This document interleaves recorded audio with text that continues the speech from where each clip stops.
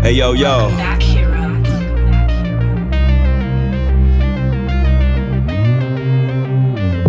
Yo, check it.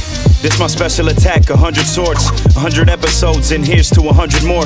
Who got next? Place your change on the cabinet. Air Combo University graduates juggle my enemies before tagging in the Masters hero. Pros in action, toe tagging champions getting active. The message will always get near you.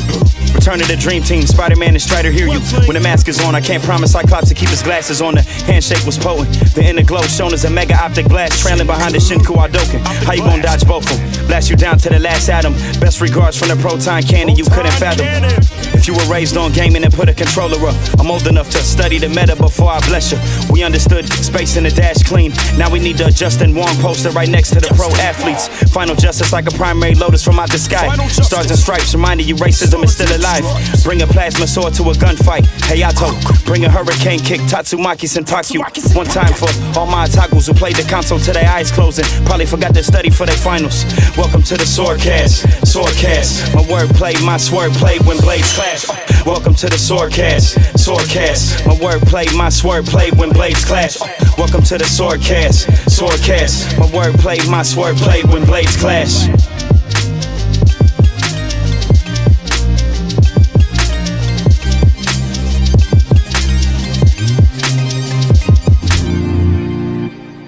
Is funny. It's a good guy. Hilarious. I don't know. I don't know. He says it like way faster than that. I don't know. I can't even do it. He says it so fast. Notice me, senpai. Yeah, Notice me. Oh my gosh, that guy's hilarious. Well, Notice me, senpai. Notice me. I just started recording, so the first thing that people are going to hear is "Notice me, senpai." Notice me, senpai. Notice me. There was context there, but y'all don't have it, which makes it funnier. I don't know. I don't know. The internet OGs will know what we're talking about. Classic. Yeah. I don't know. I don't know. Yo, man, what's going on, y'all? We back. SwordCast. Yep. Before we talk about anything, and we might talk about this at some point. Mm-hmm. I watched Aliens. Oh, wait. Alien or Aliens? Okay. Both. Still both good. 1986. Okay. First of all, I love this movie. This movie's like a pillar of my childhood, but I haven't seen it in a while. Actually, not as scary as the first one, but still. No. Still The first Alien is like a straight up horror movie. We actually talked about this not too long ago. Yeah. The first Alien movie is literally, it's a horror movie. Horror. The second one is like a sci-fi action movie with still some horror elements. Mm-hmm. I like the second one better. I think that the xenomorph looks scarier in the first one. Yeah, they worked out the kinks. It has like the first one. I think it looks scarier because it has like the smooth looking head and it just looks worse. Second one, don't get it twisted. They are still very scary looking, but I just think there's more to the design, so it looks cool. Yeah. The other one was just like bleak and just terrifying. And it was also just a guy, just a nigga in a like. I mean, I think it still is. Yeah. But yeah, shout out to Alien. Shout out to Ridley Scott. Shout out to James Cameron, even though he's an asshole. And shout out to most of all to the Queen Mother, Sigourney Weaver. Man, Ellen Ripley made a hell of a run in our tournament, bro. She did. Went to the championship. Yeah. Lost to John Wick. Lost to John Wick. There's no shame in that. Nah, I mean, but did great. But this movie, man, like I love this movie so much. It just reminds me. I wrote a review for it on Letterboxd, posted in Discord. It's just one of those movies, man, like that. Terminator 2. Just movies that just remind me when I was a kid, like movies where you had the toy line all over your house. I think Ellen Ripley was probably my first like female action figure too. Same. You know what I'm saying? Actually, I got the Xenomorph before I got an Ellen Ripley. Oh wow! I remember I had it's gross because I wonder if you remember this. Do you remember the Xenomorph that had like an exploding chest and it was like the red? I didn't have that one. The red bit on the inside. Yeah, I had that. I had the one where you squeeze his legs together and the mouth comes out. Yeah, I think I had that one too. Why did I have so many Alien toys? I had that one too, and I remember it might still be upstairs in like the toy box somewhere.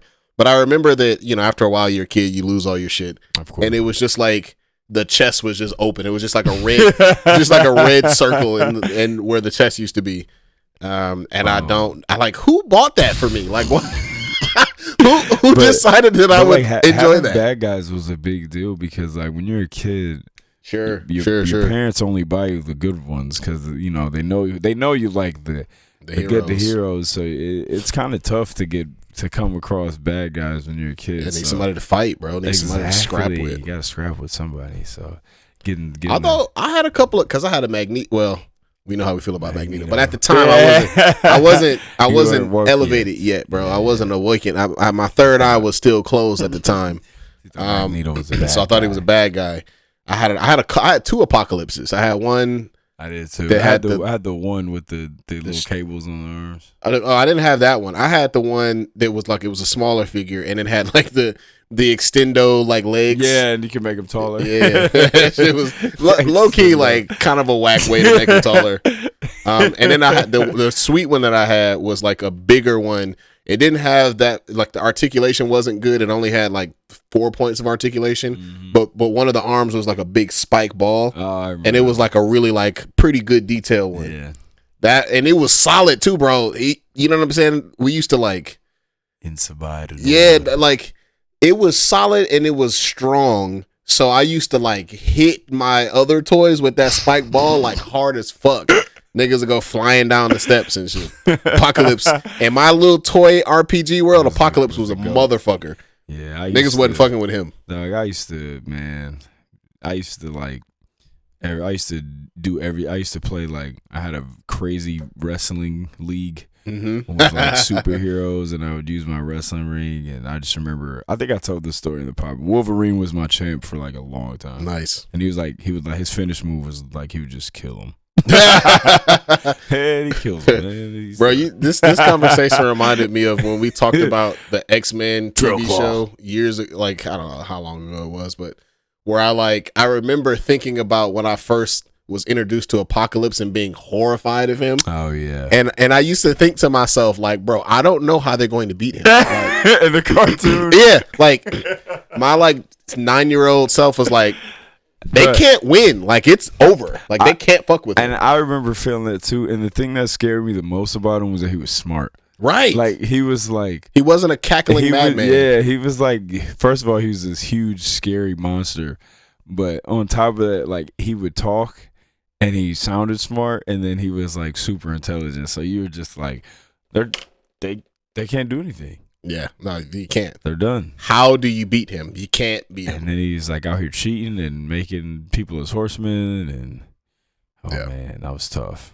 Apocalypse, man, GOAT, X-Men villain. And Salvador, black. You know what I'm saying? Definitely. Where you mean? Where's he from? Egypt. Where's that at? And like ancient Egypt before the Arabs and the Greeks came. So that nigga was black. He was black. He was an African, goddamn it. And then yeah, he looks black. Right.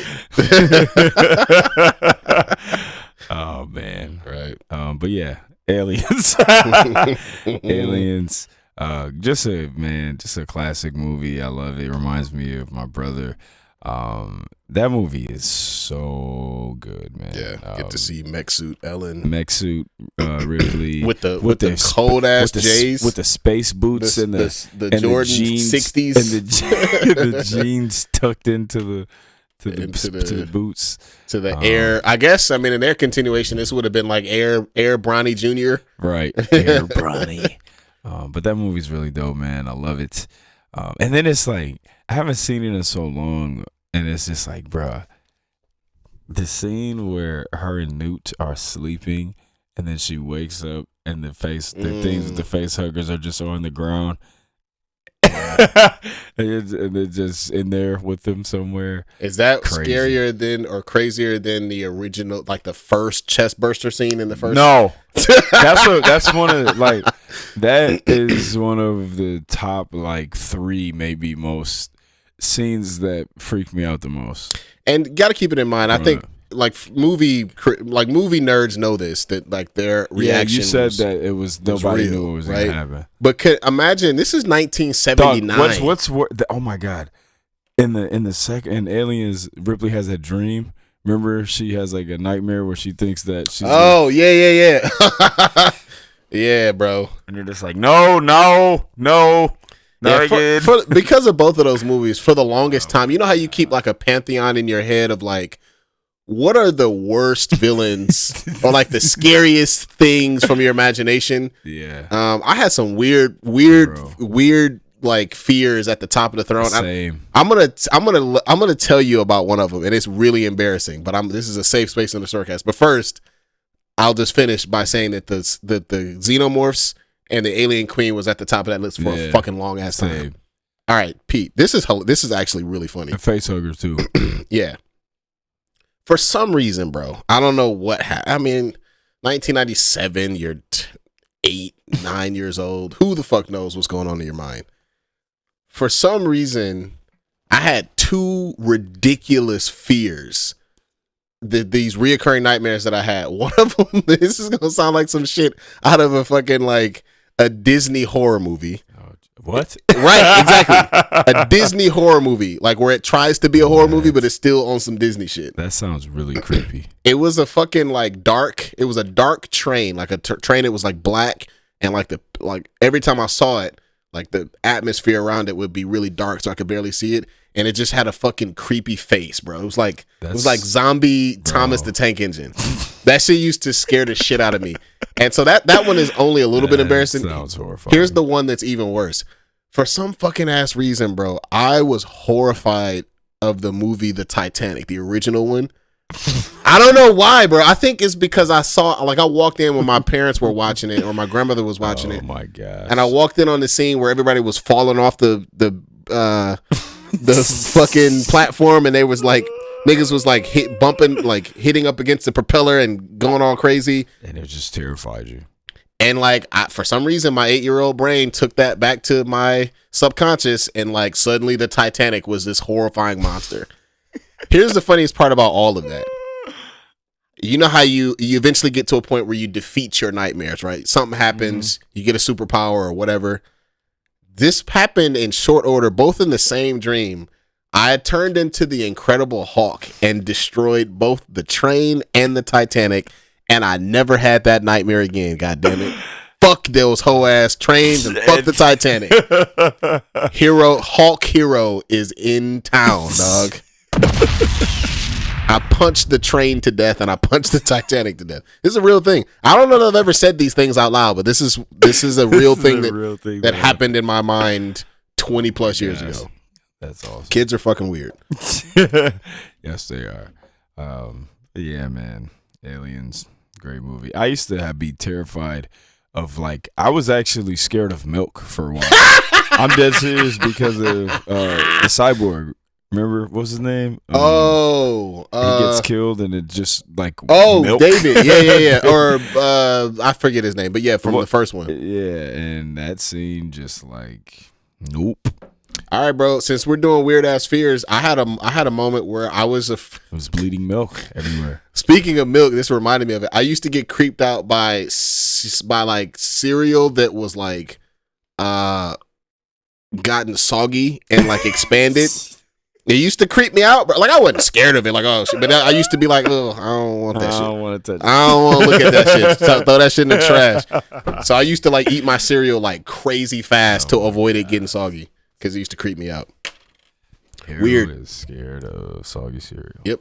And Noveliss is scared of milk. So. Yeah. Right. Sounds worse. But yeah, man, Aliens classic. Watch it, love it. Maybe one day we have to watch all those movies too. I'm down. Super down. Although they start getting trash. Yeah, at the third one where they just made everything suck for no reason. I'm sorry, bro. That That's why I never liked the third one. Like Ripley's character deserved so much better than the third one. Like she went through enough to. Right. She should have had a better. That was horrible. What was the lesson there? Like, nope. Everything sucks. I don't know. You fuck suck. you. Yeah, right? literally. The arc is fuck off. Like, who cares? Like, I don't care that you Nothing were good the happens hero. ever. Right. Nothing good happens in space. What is this, Berserk? Right. But yeah, man. I guess with that said, Yeah, right. what are you into currently? Let's see. Buddy. Is there okay? I'm gonna make it quick because the things that I'm into. Oh, there's one thing that I'm into that I will spend a little bit of time on. I did go ahead and bite the bullet and and get Final Fantasy 16, and that shit is sweet as fuck. I know I'm trash. I have been looking for black people. I have not seen a single one. Oh. There is a white guy with cornrows for some reason.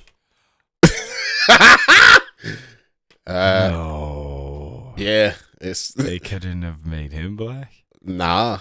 No, bro, it wasn't no niggas. I told you. They doubled down on that. There were no black people. Period. Full stop. So that's all. Is it gonna be a white person with an afro next time you play? Maybe. I mean, who knows? I'm still pretty early in the game. Yeah, it's good. The Game of Thrones influence is like, it's almost heavy-handed. Where like the main character is clearly Jon Snow. There's like an environmental crisis that's happening alongside the actual Game of Thrones, where people are trying to do the dance for power. They use the same language. Bruh, no way. I'm sorry. What happened? No. Okay. Fog Hill of Five Elements. We talk about this. You talk about this show all the time, guys. This was a very small. It was like 4 little episodes, and the episodes were only like a few minutes long, and it was out on YouTube. This was years ago. This was like maybe literally. Oh man, this had to be like 6 years ago, maybe something like that. And it was this anime with this it was this Chinese anime with these. I think they call it Chinese anime donghua or something like that. And literally the best animation I've ever seen in my life. Yeah. Best animated fight scenes I've ever seen. And when we always talk about animated shows or anime, I'm always like, yo, this would be number 1 of all time for me if it was just more and it was a real show.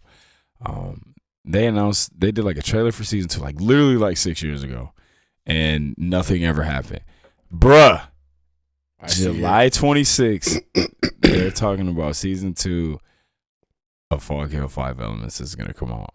That is crazy to me because this is really amazing. And if they really do the season 2 for it, I can't wait. I'd be willing to bet that it's already out.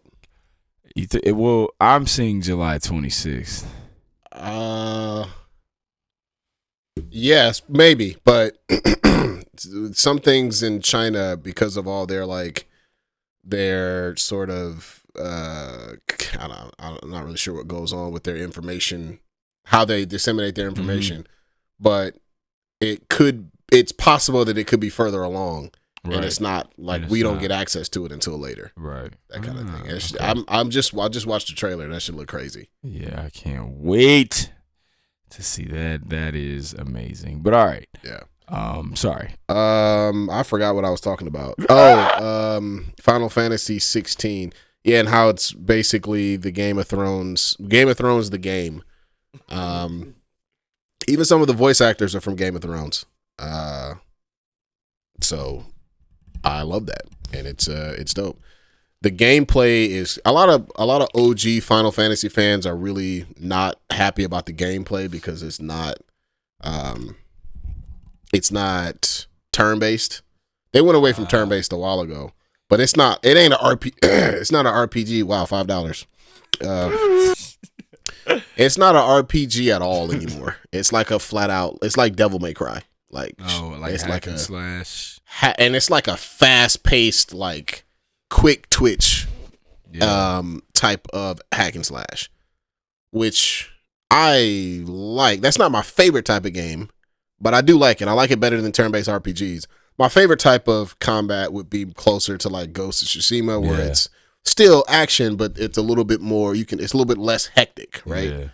Yeah. It just rewards you from like literally you just turn into Dante, and it rewards you for being like super aggressive. But it's good. I mean, I'm really enjoying it. Begrudgingly. I'll let you know if I find any black people, but I don't think I will. So there it is. You'll find a black person in a city washing dishes in like a corner. Anybody who's played the game probably, it's almost like a blessing in disguise that they don't have black people, because of one of the really important story elements is like slavery, basically. No. So it's like, what? You said you wanted. You wanted to be realistic. You wanted to be realistic. So he said you wanted black people. So right, you know. And this time they were. Then they look at. Oh man, terrible.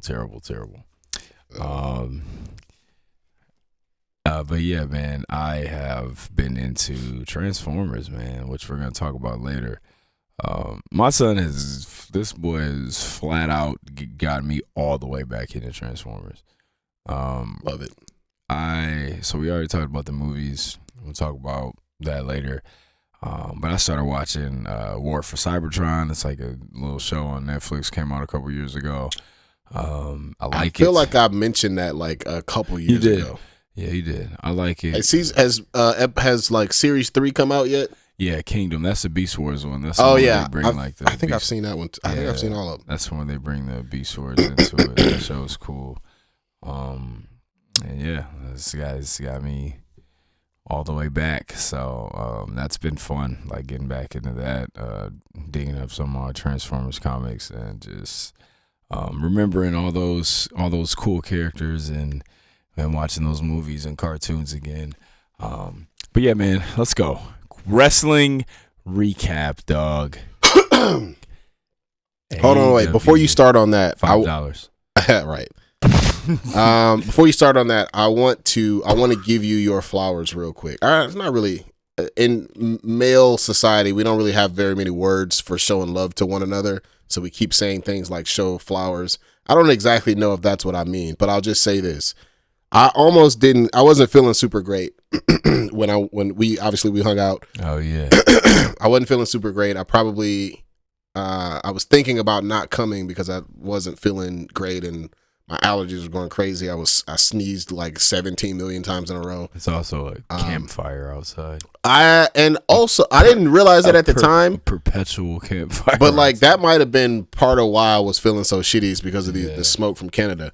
But I decided to go, and the reason why is because it was validated when I went there. One, not only do I like to hang out with the homies and the homies fam, but I know that you've been in a tough mental space lately. Yeah. And being able to see you like literally, I mean, like y'all should have seen this nigga, bro. Like seeing him like turn into literally like a kid on Christmas watching this pay-per-view was worth it, bro. Like I was happy to see you feeling happy because I know that's been tough for you lately. And it seems like, I mean, I don't know, there's always life happening, but it seems like that kind of stuff is what we need to get back on track. You know what I mean? Yeah, man. I appreciate that. I love you, bro. Love you too, bro. But yeah, man, I was very excited during this pay-per-view, and like not even just me, but like Jay has, like my son's really been getting more into New Japan. Like he loves AEW and WWE, but he's like really starting to take a liking to New Japan. So he was like waiting for this pay-per-view, man. So, but yeah, man, Forbidden Door. It was, oh man, like it was so good. It was. I loved it, and it's in the conversation for best AEW pay-per-view. It is, and you know we talk about, we always talk about like, what does it take for a pay-per-view to be like an all-time like hitter, and it's just you just really need, like we always say, you just need that consistency where like, I think you need one all-time match, which this has, and then you need just consistency, man. and that's what this was. Like the card there was a lot. Like and we'll just talk about they did the 0 hour. There were some fun matches on the 0 hour. They did like the LIJ versus who did LIJ wrestle? I didn't see this one. This was before you got there, but they did the LIJ versus United Empire match. That was fun. Then they did like Swerve and his crew, and they went against Trent and Rocky Romero and Despy. That match was fun. Dude, Trent is so underrated. He is, Trent Beretta from Best Friends. I think he is like long overdue. I don't think he needs to turn heel. Like he doesn't need to be a heel because that's what people do when they want to like elevate somebody. They just turn him heel and it's just automatically supposed to. I don't think they need to turn him heel, but like he needs to be in the singles picture more. He is agreed. Like, really good at man. I love him. He needs to win a title and have his mom drive him to the ring all the time. That would be dope. But yeah, that was fun. And then getting to the main card. So the first match of the night was Hiroshi Tanahashi versus MJF, and this match was whatever. But we were kind of talking while we were watching this, and I think we both were kind of like really just like, like Hiroshi Tanahashi is one of my top 3 favorite wrestlers of all time. Yep. And he looks very bad right now. Yep. I've never seen him look this rough. Like he's getting up there in age. He's almost 50. I think he's like 47 or something like that. And his body is just beat up, man. Like he can't move, he can't run. I think he needs to take some extended like time off or he retire because he just is. This is, and it's crazy because like, even just 2 years ago, like he was having insane. Even just last year, right? Last year he had a couple bangers last year. So it's like this year has been tough, man, to see him, kind of deteriorating physically like this. Love him, but there's no way he's gonna make it through G1. Nah, when you said that he was doing, and it's like next week. Yeah, it's coming up, and there's no way. I don't know exactly when it is, but it's soon. It's in the summer, and there's no way he's gonna make it through that tournament. Like the way that his body is right now, I don't see him making it through that tournament. Yeah. The next match, man, it was CM Punk versus Kojima. Who is like, he's a New Japan, kind of a Japanese wrestling legend from the era before Tanahashi's time and Nakamura and Shibata. This match was a lot better than I expected. Yeah. Say what you want about CM Punk, man. He's annoys me, but I think that this guy he's needed. He's good for wrestling. Like he is. People care. We came to that conclusion. Like love him or hate him. That's actually the point. Because people love him and hate him, he's polarizing. He's polarizing, and that's better than being loved. It is, man, and he is or hated. He's good for pro wrestling, flat out. This match was funner than I thought it was gonna be. Bro, Kojima elbow dropped him right in the wiener. Yeah, that was crazy.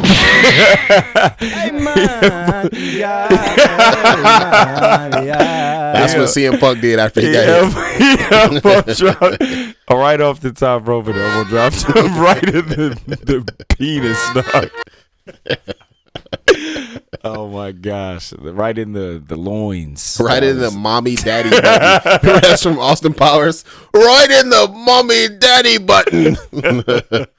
Sorry for our UK. We can't do British accents. So. Oh man, hilarious. I think that was supposed to be Scottish, but whatever. Scottish Discord fans, SwordCast fans, please forgive us. We're trash. I'm trash. Right. But yeah, that match was fun. It was better than I thought it was gonna be. CM Punk got the dub. I think he's just kind of being this, like when you are so polarizing like that, and you just get it from both sides. Like he really doesn't have to be a babyface or a heel. Like he can just kind of bounce between the two. Yep. So that's cool. what else? We had the Athena versus the Billy Starks match. Like, that was cool. Billy Starks, that was my first time seeing her wrestle. She's actually pretty good. Athena's a beast. That wasn't on the main card, was it? Was it? It might have been on the. Yeah, it was on 0 Hour. Yeah, you're right. It was on 0 Hour, but I forgot to talk about it. So that match was cool. Another match that was on 0 Hour was Stu Grayson and El Phantasmo. That was fun. I think Stu Grayson's really dope. Phantasmo's been dope since he left Bullet Club. Let's see. What do we have after that? I think that then we had the IWGP match, Sonata and Jungle Boy. Man, super disappointed by that match. I didn't think it wasn't bad, but it was just like, it was just weird because, you know, when they were kind of doing their promos, they both kind of really disrespected each other. Like, I don't know who that is. I don't watch any of his matches. And then the match was just kind of like whatever. And I mean, it was just kind of Jungle Boy's time to, you know, do the heel turn, which we all knew was coming. Yep. So now, you know, we're going to get a new chapter for him and see what's going on with him. Yep. It'll be good for him. He's got bad heat right now, and so use it to your advantage to get yourself. I mean, over isn't the. You can get over as a heel for sure, like by being the right kind of hated.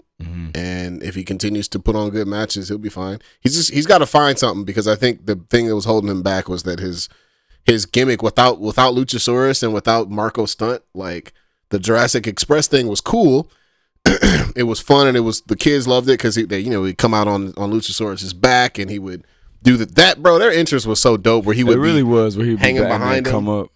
It's super dope, right? Kind of like took his guy away from him. You know, and that sucks, right? So he's got to use this to build something on his own. Yeah, and if a heel turn can help him get some personality, I just feel like they dropped the ball. AEW, not him. Like, why they both got to be heel? You know what I'm saying? Yeah, like, it's just weird that it worked out like that. But yeah, this match was whatever. I wanted more. I think these two could have actually delivered a really good match, but it they just kind of did whatever. Then we had I'm not doing these in order of the card because I don't remember the exact order, but Toni Storm versus Willow Nightingale. That was fun. I love Willow Nightingale, man. She's really good. She's dope. She's dope. I like her a lot, actually, and I think the fans are coming around to her too. She's the she's over. Do you remember how they were hating on her at first? Yeah, she had a banger with Mercedes at the match where she got hurt at a Resurgence, I think it was. So yeah, that was fun. Then we had the AEW International Championship match. Daniel Garcia, Orange Cassidy, Shibata, the Golden, Zack Sabre Jr. I love this match so much. I think this was probably my second favorite match on the card. This match was awesome. I love Daniel Garcia's annoying taunt. Dog, that shit is so annoying, bro. And he just keeps doing it, dog. He won't stop doing it. Like, move. My favorite part of that match was how he kept trying to be involved, and Zack Sabre Jr. just kept shooing him away. Like, bro, get out of here, dog. This is between the adults.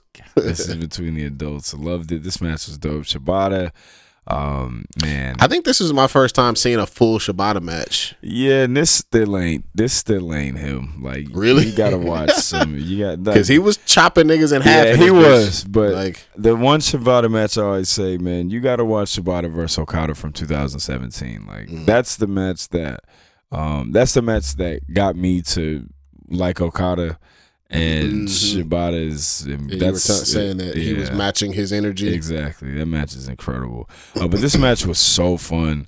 I love Orange Cassidy. I love everybody in this match, and I think that Orange Cassidy has been AEW's best booked wrestler, ever, maybe of all time, in their short existence. Like, this title run with him has been brilliant, and I love it. And you know, I think sometimes just because somebody holds a belt for a long time, we're like, who's gonna, and it's like, nah, man, like Let's enjoy the ride. Yeah, exactly. Like he doesn't need to lose just because he's been champ for a long time. So that match was really fun. Loved it. And then we had the other fun multi-man match, which was Blackpool Combat Club versus the Elite and Eddie Kingston and Tomohiro Ishii. This match was, I love Eddie Kingston. I do too. This match was super fun. Yeah. I love Blackpool Combat Club. They're probably my favorite stable in wrestling right now. And Konosuke Takeshita is going to be a superstar. He kind of is already. He looked like a monster in this bro. match. He's huge, and he had that shot on Ishii where he just knocked him out cold. Bruh, he knocked him out cold. He knocked Ishii out. Literally just knocked him out. Fucking. This match was really fun. This is one of my favorite matches as well. Adam Page, again, another guy. Bruh. Amazing. I love Hangman Page. I can't wait until we start getting the Hangman versus Takeshita matches. I think those are going to be coming up, and those two are definitely going to tear it up. Yep. So that match was really fun. Before we get to the big dogs, let's talk about again kind of a random match pairing, but Tetsuya Naito, and then he was with Sting and Darby against Jericho, Minoru Suzuki, and Sammy Guevara. Obviously, some interesting stuff with Sammy. Very obviously starting to get fed up with Jericho. But you know, didn't he leave once and then just go back? He did, but they've kind of shown their hand now because of Jungle Boy's heel turn. If they're doing what they seem to always do, which is have them on like opposite sides, have even numbers since of the four pillars. With the pillars, yeah. Sammy's gonna turn face. Turn face probably. So we'll see. I like Sammy. I think he's got the personality to be sort of a cooler, too cool for school face. Yeah, you know what I mean. And then I feel like Sting was supposed to move on that 6 when he took that 630 on the table. Y'all gotta be careful with our OGs, man. Like Sting, please be careful. Tanahashi, please, like go just rest for a while. Yeah. But yeah, so this match was cool. Shout out to Naito. But let's go, man. Yeah. Kenny Omega. Wait. I think you should finish with Kenny Omega. Okay. So we'll skip that. We'll go to Bryan Danielson and Okada. So first of all, this match was really good. I love this match. Yeah. It did have a very weird finish, and then we later find out that Bryan Danielson broke his arm. Bruh. And probably like halfway through the match. Yes, he was wrestling. So the last like 10, 12 minutes of that match, he's literally only using one arm. Yeah. And, I'm sitting up here thinking it was, part of the story, but obviously fractured his forearm or something like that. Yeah. And it was bad. I saw the x-ray. It's literally snapped in half. Yeah, it looks horrible. I don't know the moment it happened, and I don't want to see the moment it happened. But this match was good, man. I think it had a very anticlimactic end because obviously he broke his arm. I'm sure they had to call audible there, but the match was good, man. I think it was maybe a victim of like impossible expectations. I had some. It didn't really meet what I was expecting, but I still thought the match was good. Only because of the ending, though. I think everything up until that point was meeting expectations. Was good. Like even some of the finishing sequences, like. Me and you were just like, we were all just kind of like just going crazy over Okada's drop kicks, man. Because like he does them with like no load up. Yeah. It's crazy. I've never seen a wrestler do that, and then he gets so high. The only other wrestlers that I've seen do that are all like black athletes. Yeah, like Dante Martin. Like, you know what I'm saying? Like like the fast like niggas that can jump high. Ford. Right. Yeah. But no, kind of out here, I can do that shit too, bro. Yeah, like he just doesn't have any load up time, and he just drop kick. And it's crazy. The submission that Danielson beat him with was disgusting, bro. It was believable. I was tapping out. Yeah, right. Like, come on, bro, stop. That was We got some yes chants for the first time, or some some one arm yes. Yeah, chants. right. Because his arm was broken. Interesting. Yeah, it's crazy. I hadn't realized that he couldn't move his other arm. Sure, how about that? Because it was broken in half. Actually, yeah. But yeah, I thought this match was dope, and I also loved that he hung around for the media scrum and I wasn't a jerk somehow. He got was. hurt and wasn't a jerk. Yeah, Look at that. But all right, man. Let's talk. Floor is yours. Let's talk about this match right here.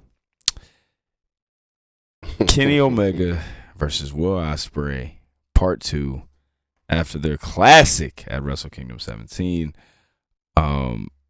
First of all, initial thoughts. What'd you think of this match? I mean, it's one of the best matches that I can remember watching live. Like it, I didn't see. I did see their first. I haven't seen any of their matches in New Japan. Or actually, that's not true. I think I did see The match from this year. I saw the match from this year, but I was thinking about like, didn't they have a couple of back and forths in New Japan? They didn't. They only wrestled this. Their only singles match was This year is the only Wrestle 2 Kingdom, times? Yeah. Oh, And okay. they wrestled in a tag match before. Yeah, because I was gonna say like I don't remember like seeing them do this before, and the only other time I saw it was the first match. Yeah. In New Japan. So like, but like you said, like that match was sort of almost a squash match, right? Mhm. It was a Kenny Omega like offensive. I'm back. Yeah, like And don't get it twisted. It's still my Yeah. turn. For But sure. my overall impression was that I feel like that played. I mean, I'm sure you're going to talk about this. Like that was a part of the story for this match. Storytelling. Right, man. For sure, man. I love this match. Undoubtedly one of my favorite matches of all time. I was, like you said, man, this was one of the, I have watched just about every Kenny Omega, every Will Ospreay match live and at like big shows and stuff. And this is up there, man. Like this was one of the best matches I've ever seen. So just right away, right? I mean, we get in the entrances, right? Like Cloud, stop moving. Ospreay. So Ospreay did the cool elaborate Matrix video. Man. Okay, buddy. Before his entrance.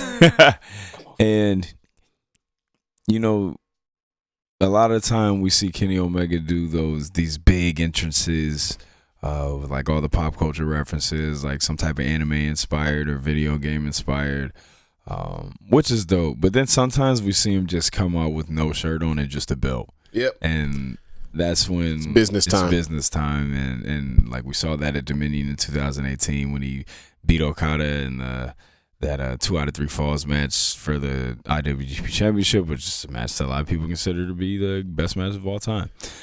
Certainly, and then probably my favorite. We saw him do this, and then I'm gonna just start talking about the match. Like one thing, I think this match was so good, man. It had everything, and like you know, people. There's so many people that say Kenny Omega's not good, right? Or they don't like him, or how they could you say that? Like this match wasn't good, and I just like, if you're a wrestling fan, I get it if you don't like the guy, whatever, but he's doing the stuff that you say that you want in your pro wrestling. Yep, he's doing all the stuff that you say you want, right? This match had high spots, crazy athleticism, violence, technical wrestling, right? Had high impact, crazy moves, storytelling A+, had some betrayal, some desperation, and literally some of the most convincing near falls that I've ever seen in my life in wrestling history. Again, like this match had everything.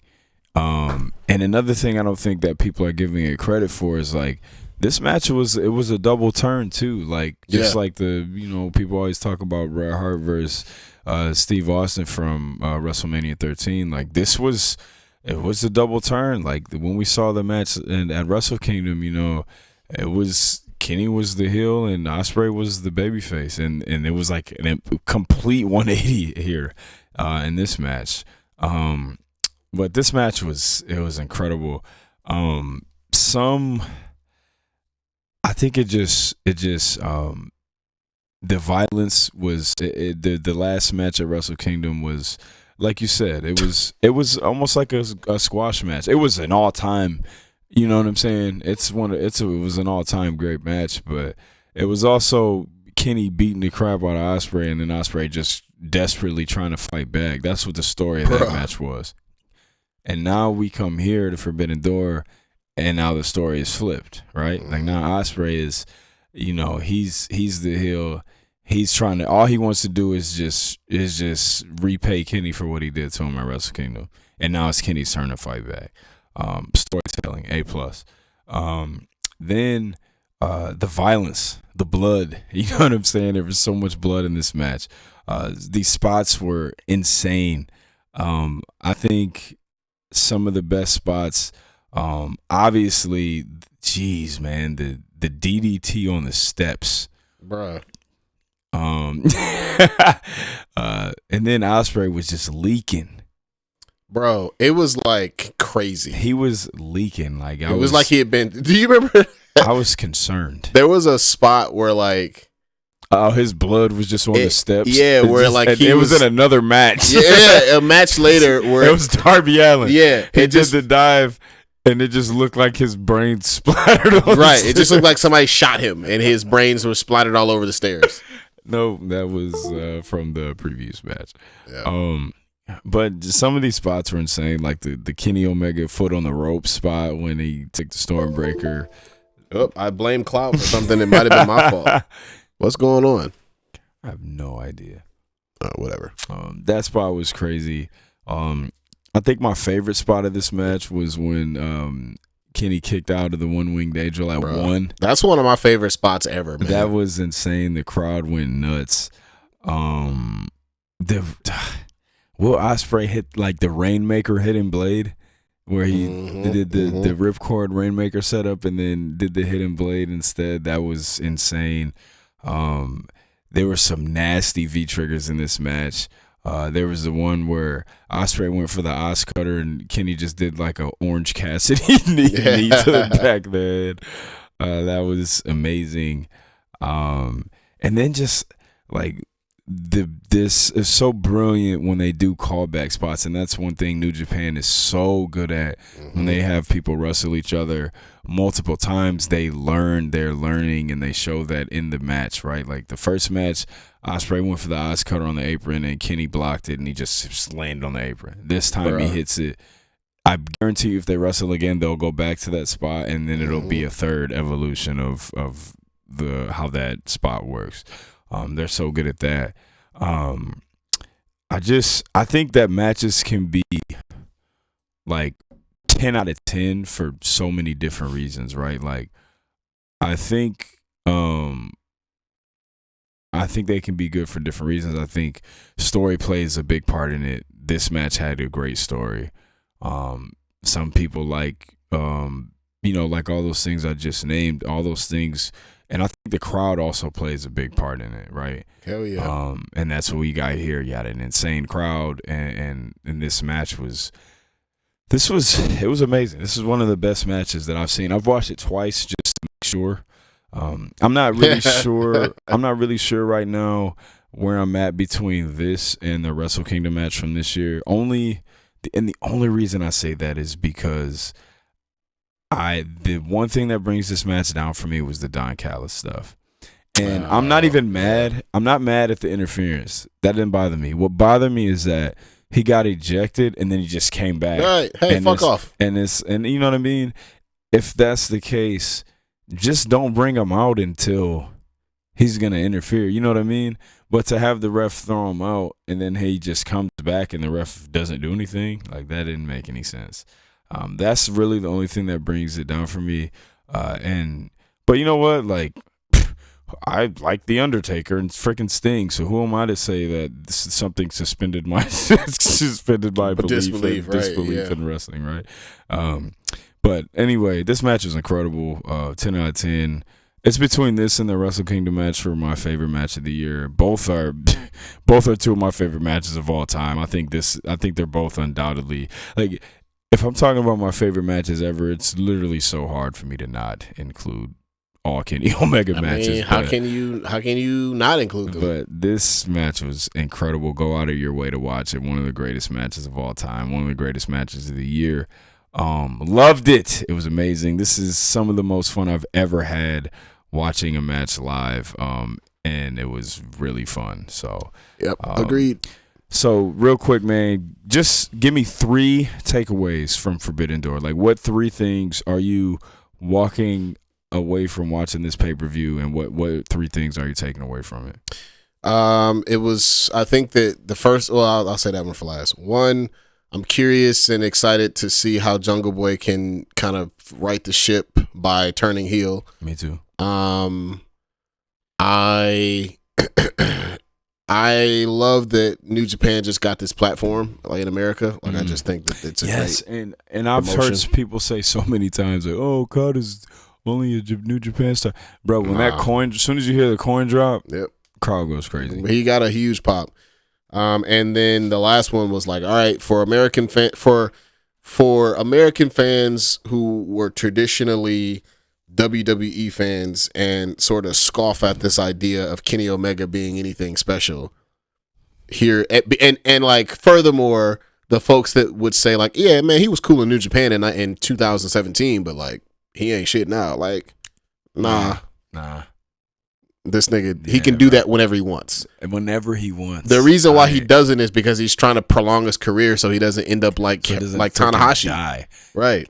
And I just, this guy, man, the fact he's got all-time great matches and rivalries with, when I say matches, multiple all-time great matches with Okada, Ospreay, Tetsuya Naito, the Young Bucks, the tag matches he had with the Young Bucks, Tomohiro Ishii. Like, this guy, his resume is ridiculous. It's like, it's inhuman. Like, this, the amount of good matches that this dude has with people is crazy.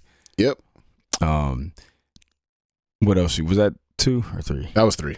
So for me, my takeaways from Forbidden Door: the best in the world conversation starts after Kenny Omega and Will Ospreay. Agreed. These 2 guys are the 2 best wrestlers on the planet, and I will hear nothing else. You want to talk about somebody else? Comes after those 2. Same. Agreed. Konosuke Takeshita is a megastar. And he might be right next on that list. He is this guy. I'm telling you, he is ridiculous. And my 3rd takeaway is Orange Cassidy's title run has been brilliant. Yep. I love the story they're telling. If you look, he's always got some different tape on every time he comes out. He's getting beat down as he's going along the journey, and he's kind of finding cheaper ways to win. Yep. This time he just flat out stole somebody's pin. Hey, move out the way. So I love that, man. So Forbidden Door, great. Kenny Omega versus Will Ospreay, another all-time great match. Go out of your way to watch it. This is one of my top 5 favorite matches of all time. Incredible stuff. Boom. All right, man. Moving on. Sorry, we talked about wrestling for a long time. We had to. Real quick, man. The SwordCast Wrestling GOAT series. Last week you put in Sting. I put in Bret the Hitman Hart. Bret the Hitman Hart. You know Bill Goldberg. Who you got this time? Who you throwing in? Rey Mysterio. Oh, Rey Mysterio might have been my first. Now that I'm thinking back on it, I love that. Look, he might have been my first. Even before I really fell in love with Sting, he might have been my first favorite wrestler. I've said this before. I think Rey Mysterio Jr. is the most slept on all time. Like, he is a undoubted greatest luchador of all time. Yeah, by leaps and bounds, unquestionable. Yeah. And nobody talks about him when we're talking about, all-time great wrestlers. This guy is literally the greatest luchador of all time.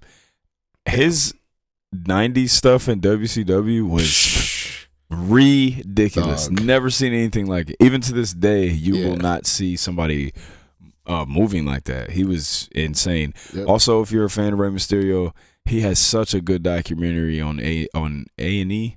They do like the WWE bios, and he had one come out this year. It's so good. So if you're a fan of him, you guys should watch it. This dude was a pro at 14. Yep. Conan was saying they would have him wrestle in bars, and they wouldn't let him take his mask off, and they had to tell the people that he was like a short person because that was the only way they could get him in. 14 years old, professional wrestler. Yeah, man. He revolutionized the luchador game. Like, I feel like he's invented like half the moves that you see people do. There was nobody like him, and hasn't really. I mean, and there are people that kind of do some of the stuff that he does, but because he did it first. Man, facts. So shout out to Rey Mysterio. Hey, man, Rey Mysterio Jr. versus Eddie Guerrero, Halloween Havoc 1997. Watch it. Still to this day. Is that the Riddler outfit, or is that the Spider-Man outfit? That's the purple. So it wasn't Riddler. It was that movie, The Phantom. Remember? Oh yeah, from the 90s. Yeah. It was, but yeah, that is that match. That match is. And then the Spider-Man one was against Ultimo Dragon, right? Yeah. That match is ridiculous. Go out of your way, watch it, check it out. Still to this day, out of all the crazy stuff we see, it's still maybe the best like cruiserweight match of all time, bro. And the spots were like Doug, all you spot Ray monkey does, motherfuckers that talk about how bad it is now. Like, go back and watch that match. Ray does. First of all, this dude jumps on the ropes, does a backflip off the ropes into a DDT, like on Eddie Guerrero. I've still never seen anybody do that. And I also think he does a top rope electric chair hurricanrana. He does, and he does a springboard dragon rana to the outside of the ring, which is when they do a front flip into a hurricanrana, bro. Yeah, my God, ridiculous. Yeah, this match is insane. I'm going to go ahead and use this opportunity to put in my favorite wrestler of all time, Keiji Muto, a.k.a. the Great Muta. I mean, I talk about this. This is my favorite wrestler of all time. I think he definitely has a case to be the GOAT, definitely greatest Japanese wrestler of all time. Like, this is a guy who literally wrestled as two completely different people. Like, and then didn't wrestle the same. Yeah. That's crazy. Everybody talks about Mick Foley, Cactus Jack, Mankind. Like, nah. KG Muta did it first. But he literally was two completely different wrestlers. KG Muto was obviously like the baby face and the more technical of the two. And then, Great Muta was like this legendary, like scary. He was a demon. He was a Kuma. He was a horrifying character.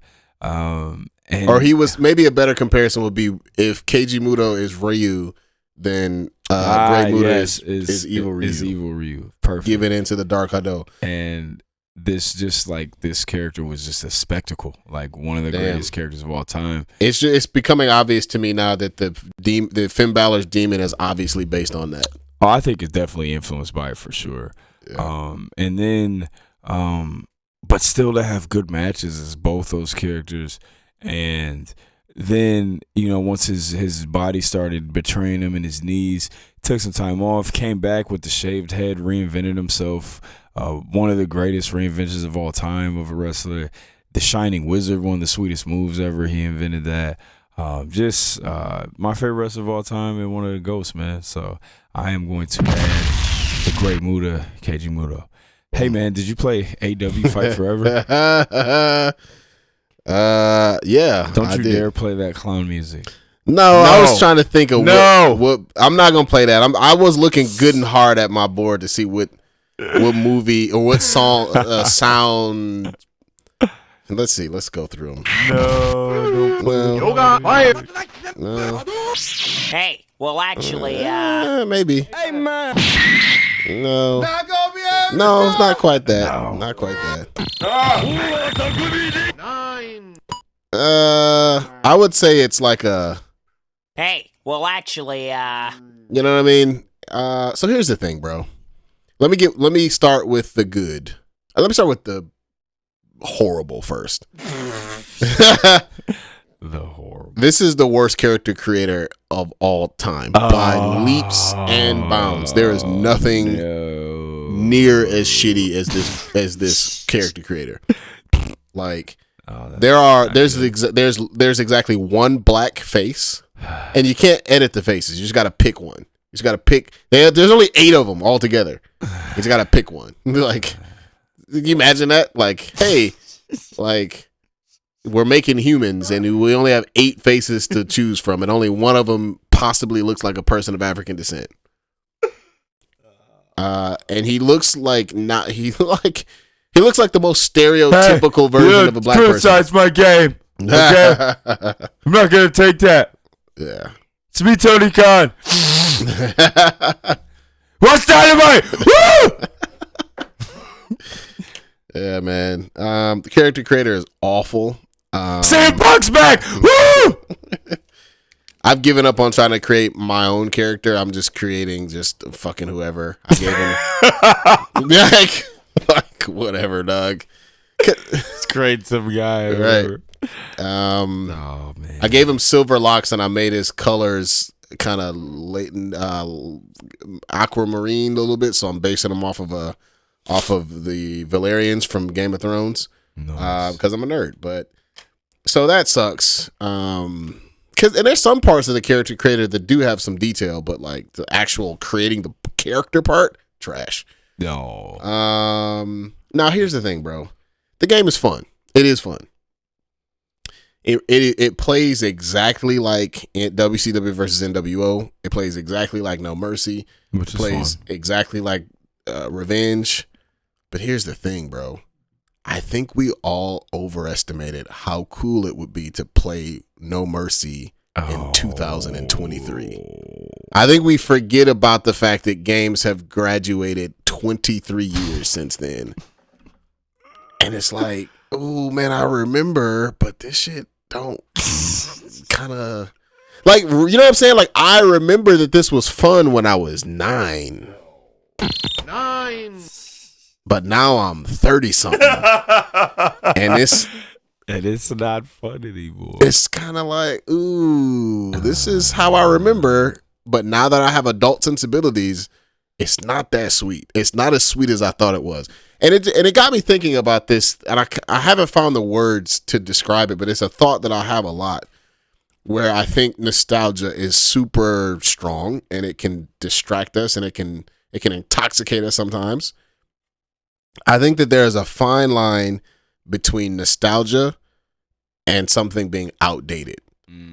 And this game crosses that line a lot.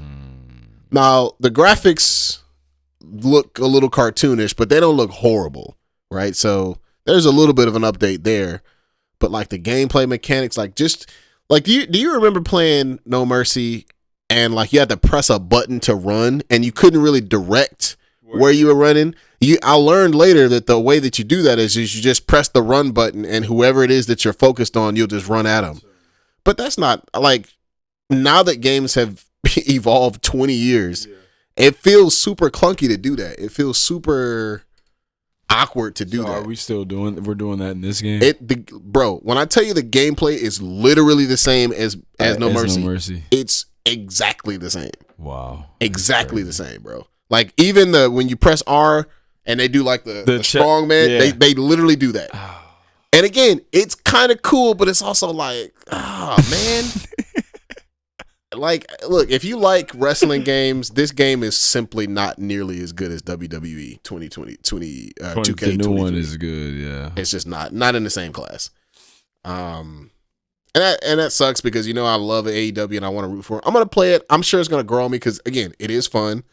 The moves look cool. They're gonna keep adding stuff. They're gonna add new people. They're gonna add new moves. They're gonna add new all kind of stuff. So I'm gonna keep my eye on it. I'm gonna keep playing it. But who's the first wrestler you played as? Kenny Omega, of course. Hey.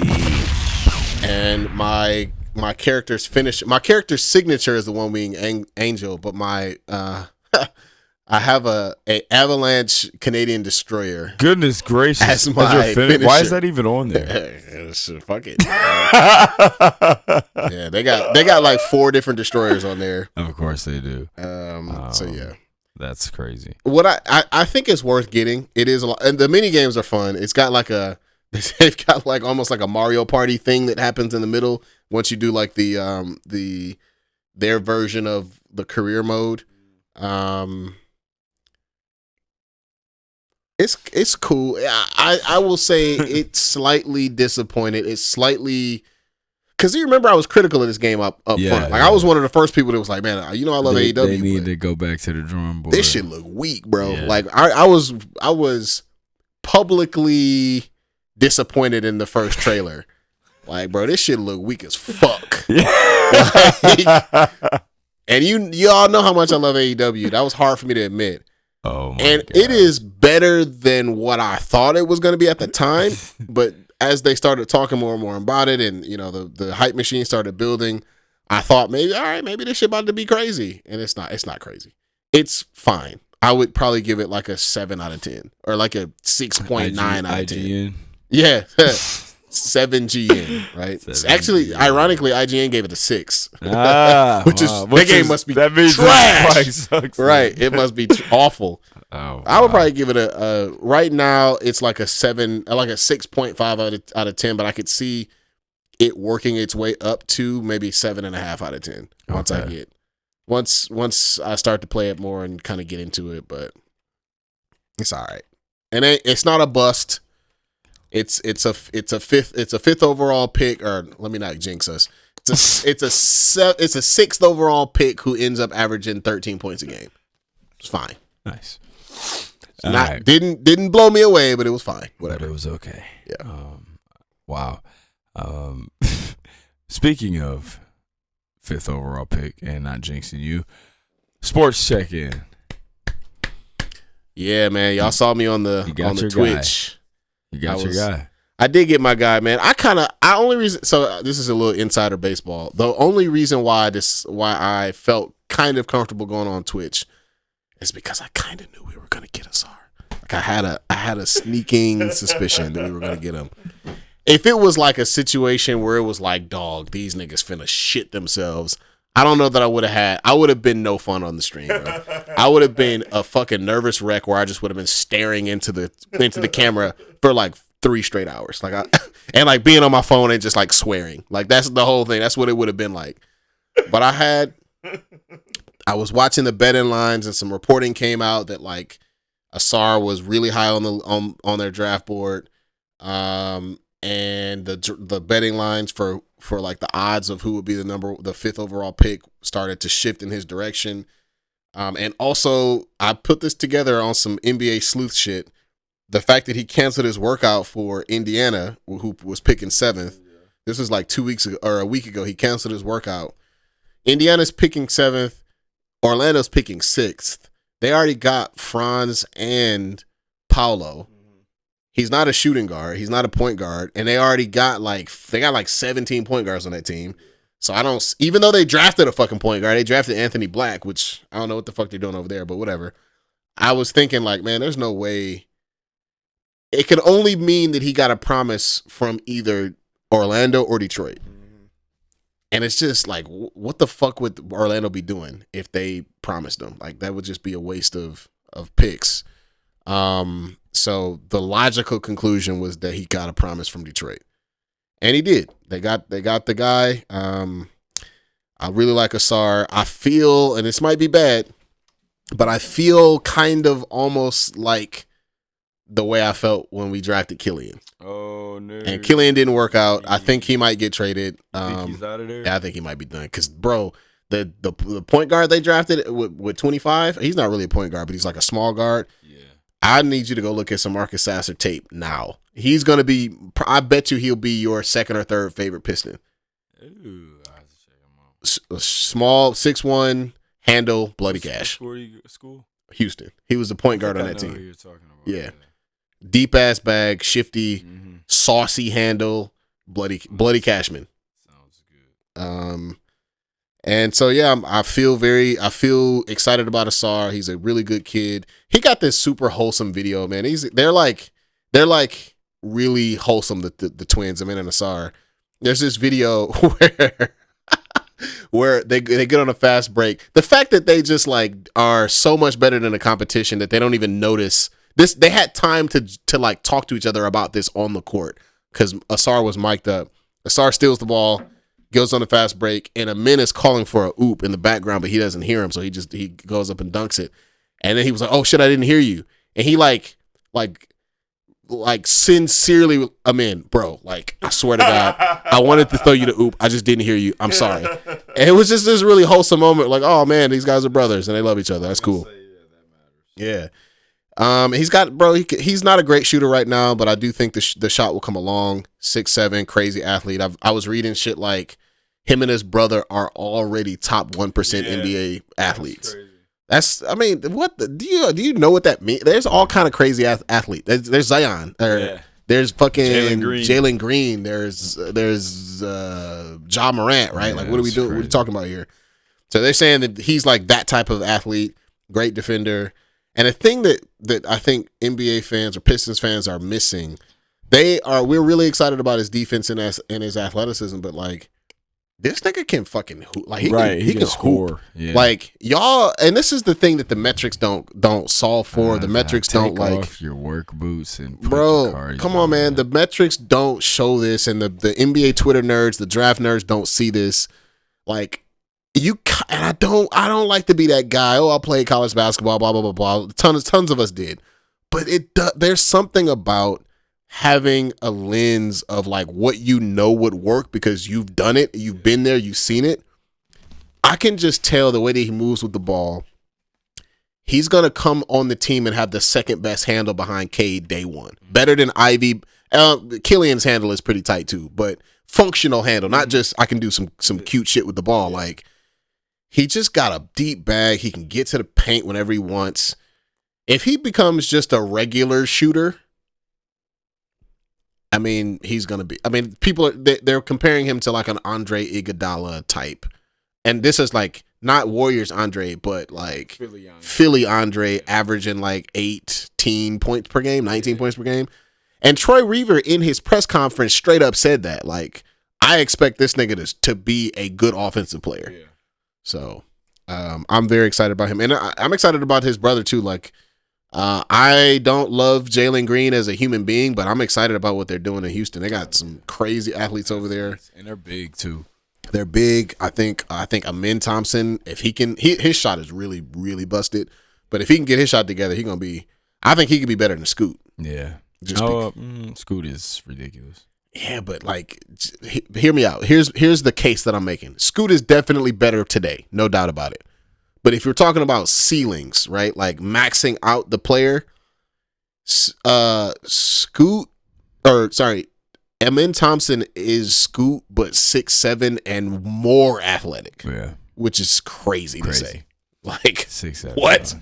How you gonna be more athletic than Scoot Henderson, who's like Russell Westbrook already? So, anyways, I'm excited about the Thompson twins. Hopefully, they both work out, and hopefully, Asar works out better because he plays for my team. Yeah, man, the Warriors. I was happy with the draft, man. Mm-hmm. I mean, Brandon Podziemski, of course, after the Jordan Poole trade, which I'll talk about in a minute. But I mean, 6'5", point guard, high basketball IQ, got a handle, could pass, sharpshooter. Love him. I think he fits. Obviously, great fit for the system, for this team. And again, the 6'5" point guard with a handle that can shoot. Like, this is what we need. We need to start throwing rocks in the ocean and trying to find a Did you wish they could have gotten a big though? Oh, they did so they did in the second round. They ended up drafting the big fella in the second round, and I mean, he is the Tracy Jackson Davis is kind of the type of player that they need. Like, he's like 6'9", he's athlete, good finisher at the rim. This is just the kind of guy that they need there, you know what I'm saying, to try to develop into like a good athletic big. I mean, and again, I could get into so much stuff right now with Bob Myers, but I always talk about how I think Bob and Steve Kerr, they could not agree on James Wiseman, man. Yeah. Kerr wanted him out of there. Bob Myers didn't want to trade him. And then he ended up and then I feel like he kind of ended up clapping back at Steve Kerr by trading him for nothing, pretty much. Right. And I mean, he traded him for your boy. Yeah, they got GP back, but I mean, James Wiseman, you could have got more. Agreed. And I think not anymore. You can't because he went to Detroit and ended up not being that good. Yeah. So, and but I think they address two things they need. The Jordan Poole trade, for Chris Paul. I mean, whatever. We already knew that Jordan Poole was mentally checked out. yeah. And there's kind of no fixing that. It's just facts. And Punch a man in his face like that. Yeah, that's tough to come back from. It's just facts, and we all knew that was gonna happen. So I'm actually okay with the trade. I mean, Chris Paul's one of my favorite players of all time. So to have two of my, favorite point guards ever playing together, that's awesome. I don't care. That's fine with that. I hope they get Draymond back, which I think they will. I think he's going to sign an extension with them, and then you'll have two of the dirtiest high basketball IQ players of all time on the same team. So, I mean, I'm excited, man, to see what they do. Mike Dunleavy was one of my favorite players, man. I remember when the Warriors drafted him from Duke. He's the GM now. He's already on the hot seat with the fans. They hate him because he traded Jordan Poole. But he's gonna have his hands full in free agency because we're gonna lose pretty much all the guys that came in on the 1-year joints last year. Somebody said Jordan Poole, or somebody said the Wizards are gonna win 7 games, but Jordan Poole is gonna lead the league in scoring. He finna be jacking them bitches He's up. about to drop. He's about to average 50. Yeah. And he's going to win 4 games and be happy about it. Yep. No, I love Jordan Poole, man. He's one of my favorite Warriors of all time, and I hope he does well in Golden State. Dang it, Draymond. Stop running everybody out of here. But all right, man. So we're going to skip around a little bit for time constraints. Yeah. So before we start, I talked earlier about Transformers, man. Mm-hmm. I love Transformers. All right. Can't nobody make that sound, bro. I can't even come close. Where, first of all, how did your relationship with Transformers start? Yep. And then, where were you at when the first movie came out? So, Gotcha. The first live action gotcha. movie, because there's an interesting gigantic and I don't think, because we both love Transformers, but it's not I don't think either of us had a Marvel type relationship with Transformers where it's this thing that just never leaves your life. So then even as from a kid to a teenager, when the MCU movies start coming out, you never stopped, right? Mm-hmm. But Transformers is one of those things where you were obsessed with it for a while as a kid, and then you kind of, maybe didn't really mess with it too much, and then these movies come out, and then you're like, oh man, that was my thing. You know what I'm saying? Yeah. So for me, the problem is for both of us, we're almost exactly the same age. We were slightly too young for Transformers. Just by 2 or 3 years, right? By the time Transformers was big in the mid 80s, we were born in the late 80s, and so Ninja Turtles was kind of the new thing when we were kids. But and even that was something that bled over from the 80s, from the late 80s, right? So for me, I remember I don't remember the exact day, but I remember the scenario where I was at in my life at the time where I first started seeing Transformers regularly. I think I had always known about the toys because, your big cousins or Edmund's brother used to have a bunch of Transformers, but I didn't know anything about the show. And I remember one of my babysitters named Lou. I used to go to her house, and I remember sitting in her living room with her dog named Dewey. I remember the dog's name, and then her old little TV. You know how everybody grandma got the same TV, with the dial, that big ass dial on the side, and you gotta It was like the screen was. It was like the screen was in this big giant frame. Yeah, the frame was huge, but the screen was man. Yeah, and it had the big thick dial that you would have to and it make that crunching noise when you turned it. And had the big one at the top and then the small one right beneath it. You know what I'm talking about? Yes. Sir. There used to be, actually, y'all can't see, but there used to be a TV like that in this basement. It used to be right over there, but threw it out because it was 1,000 years old. It was old. But I used to watch Transformers. I used to watch these 3 shows. They would come on in this, more or less in this order. And they would be the shows that came on before the shows that I wanted to watch, right? So it would be G.I. Joe. Sorry, it would be, I think, He-Man, G.I. Joe. It's like the 80s stuff. Yeah, Transformers, and then Jim. You remember Jim? It was the you know how they did everything was either for boys or for girls back then. It was the girl show. Jen. Yeah. Jim with Jim. She was like in a band. She was in a band, Yeah, right? yeah. I used to think that shit was kind of dope, remember man. that show, it just because it looked like the animation was clean. I was like, bro, like No, I remember. I don't that know what's show. going on, but I like the way that shit looks. Yeah, I remember. And transfer, and then the shows that I wanted to watch would come on after that, which was like, I don't know, I was 7 or 6, so like Right. Muppet Babies or fucking Mighty Max or some shit. I don't know, whatever it was. But I remember catching the end of Transformers and being like, man, that shit, is that where those toys come from? Yeah. And then really, I didn't start to really study the Transformers until the internet came out. Because I would try to catch them on syndication. I'm sorry, I'm lying. So that was my first introduction, and then Beast Wars came out, bro. Yes, sir. Beast Wars came out, and that was our shit. They made that shit for us, dog. 90s babies. Yeah, like 96, 97, I think. Oh, Beast And Wars. Beast Wars, I used to eat my fucking my what did I say last time I was eating? It was some cereal. I can't Honeycomb. remember. The honeycombs. I eat the honeycombs and have my Beast Wars on. I got a bunch of Beast Wars toys for Christmas. Yo, that and it was Honeycombs on and mascot popping. was terrifying. Bruh, yes, dog. Oh my gosh. Hell yeah, bro. So yeah, that was how I got started. And then once the internet came out and I can start to like find information on my own, it was kind of downhill from there. Hey man, I couldn't say it better. Like, it's weird. You know, we're the same age. I think we had the exact same experience. Like, Yep. Transformers was a little before our time. I had a couple of the G1 Transformer toys just from my brother had some. I remember he had Jazz, and I remember the old ones, like, were kind You of, talking about they this? were like metal.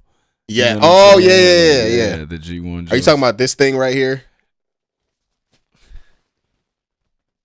Ah! Dog, horrifying. Yeah. That thing was so scary looking. Then I feel like I remember a commercial where like the kids would turn into it. Yes, I'm looking at one right God. now. Yeah. Yeah, it was scary. That thing is fucking weird. It's like a bug-eyed like weasel thing. Yeah, that thing was horrifying. Yeah. And it's like high on sugar. Yeah. Yeah. Oh yeah.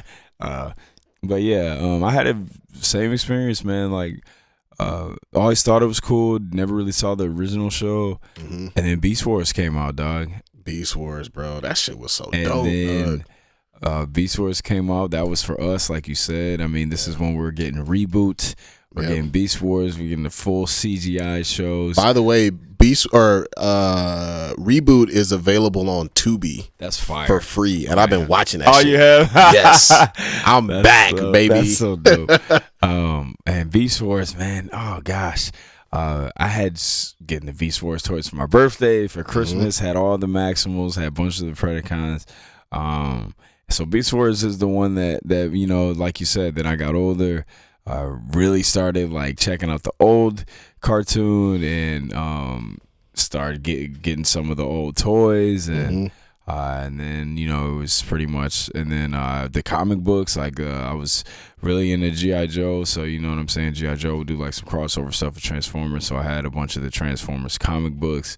Then I remember when I was in high school, they were doing some really dope IDW Transformers comic books, and I was reading a lot of those too. So, and then it was like this gap, and then they made the first live action movie. So, you know, Transformers, the first movie came out in 2007. What were your thoughts, man, when you saw the first Transformers movie? I remember because this was sort of after the X-Men and Spider-Man, like the beginning of the comic book cinema world. The MCU wasn't a thing yet. That wouldn't start until the next year, I think, 2008, I believe, with Iron Man. But so we kind of knew what to like. Oh, okay, they're doing superhero movies and comic book movies now. but like some of that shit's a little cheesy, right? Because I think we had already started to see some flops, right? Spider-Man 3, or no, Spider-Man 2. I don't know if Spider-Man 3 was trash. It was, but I don't know if it was out yet. I think it was. Was it out? Okay. I feel like it was. X-Men 3, I'm pretty sure was out already, and that flopped. So we were starting to see some flops, and I think like Ghost Rider or something had to come out or was about to come out. Ooh, came out what I mean? the same year. Spider-Man 3 came out in 2007. Okay. But anyways, we had started to see like, oh, the honeymoon period of like X-Men 1 and X2 and Spider-Man 1 and 2, like those, like, fuck, those were the best movies ever. But then we got like Fantastic Four. That shit was weak as fuck. And like, you know what I'm saying? That shit was trash. Galactus was like a thunderstorm. Bro, what the? Oh my god, that shit hurts. It does. That hurts to think back on. They did pretty good by Silver Surfer, but Galactus. How dare you do that to awful. us? Anyways, so I was thinking like, man, I hope this shit's sweet, but it's probably about to be weak. Just because I started to get normalized that they not all gonna be home runs. That's facts. Well, I sat down in that theater, and as soon as I heard his voice, and then when I heard the sound of the Transformer sound, I was like, oh no, this shit's sweet as hell, dog. I was in it, bro, immediately. So I just remember this. This is a movie that I really hold as like a true summertime blockbuster. Facts. Like this was 2007. This is like, and I wasn't. We're driving. Yes. You know what I mean? And he and I had a had a debate about what year it was, and I got confused because I forgot that I wasn't in school. Mm-hmm. I was at home in Detroit. No, I wasn't. Bro, that's why. Because the girl that I was dating in college, I went to visit her. Oh, okay. And that's why I thought that it must have been after. Yeah, no. I went to visit her in Washington, in Maryland. That's where she was from. And we saw it together. Yeah.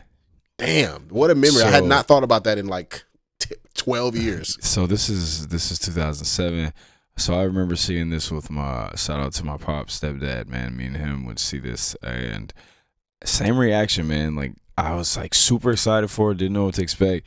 That very first, like just hearing Optimus Prime's voice, and it's like they get the guy that did his voice in the cartoon, so Peter Cullen it sounds just like this, you know. And then like, dog, the CGI was so good. Yeah, man. Even like if you watch it now, like it's like really good for 2007. Like it's crazy.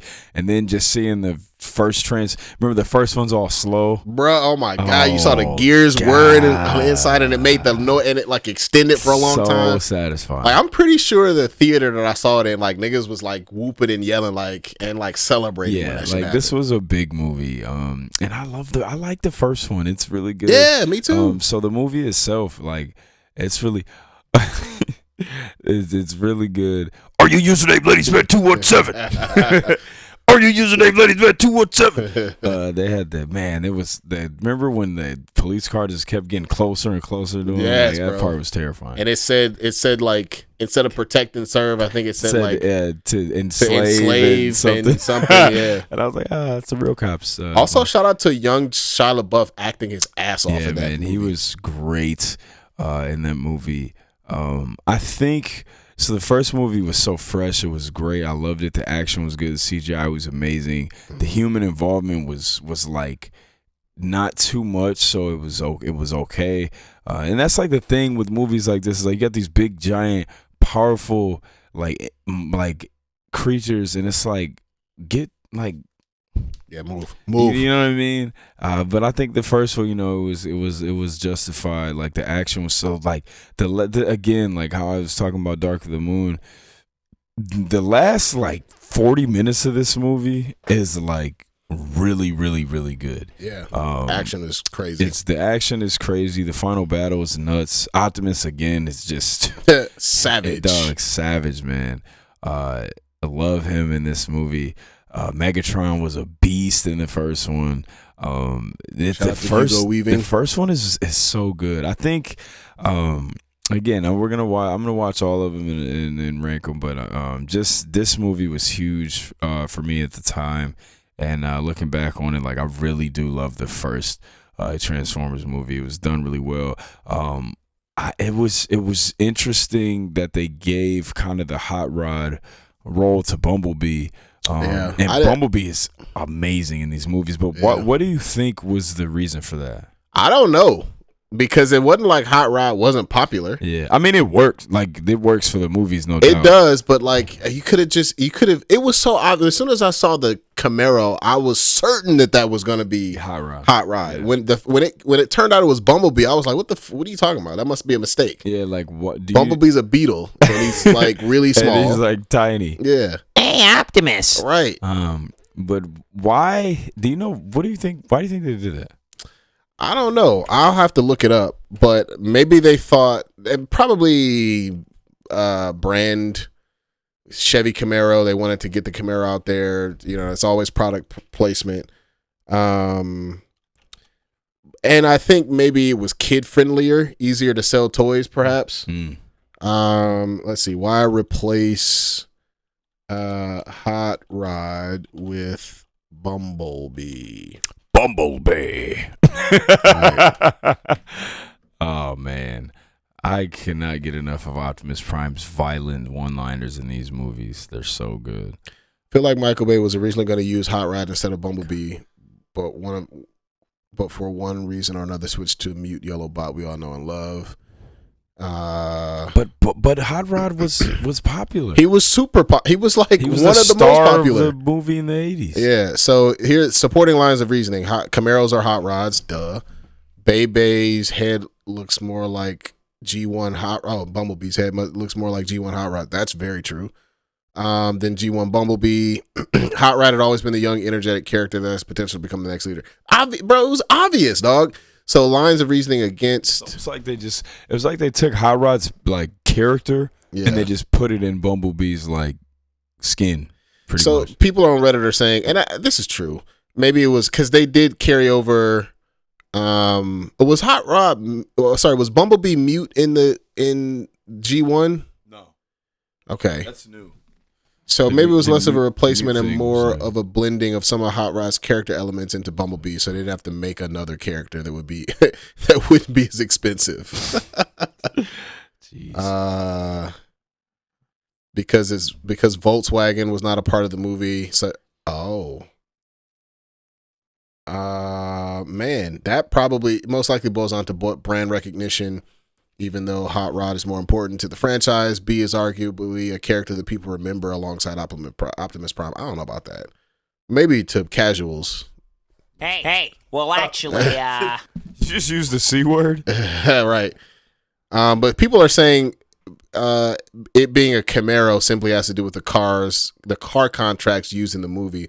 Volkswagen was not a part of the movie. As such, B could not be a Beetle.